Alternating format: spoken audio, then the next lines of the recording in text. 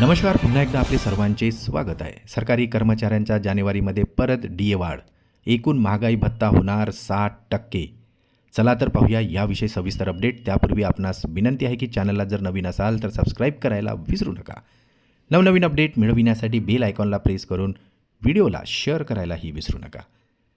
सरकारी कर्मचाऱ्यांच्या जानेवारीपासून परत DA वाढ होणार आहे. यामुळे एकूण महागाई भत्ता हा 58% वरून थेट 60% पर्यंत पोहोचणार आहे.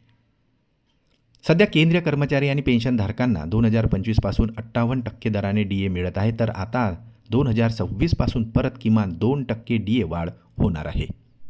सरकारी कर्मचारी आणि पेन्शनधारकांना 2026 पासून किमान 2% DA वाढ लागू केल्यास सदर कर्मचारी आणि पेन्शनधारकांना एकूण 60% दराने महागाई भत्ता वाढ मिळणार आहे.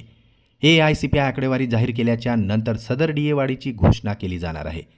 अद्यापर्यंत ऑक्टोबर 2025 पर्यंत निर्देशांक जाहीर करण्यात आलेले आहे, तर नोव्हेंबर आणि डिसेंबर 2025चे ऑल इंडिया ग्राहक निर्देशांक जाहीर होणे बाकी आहे.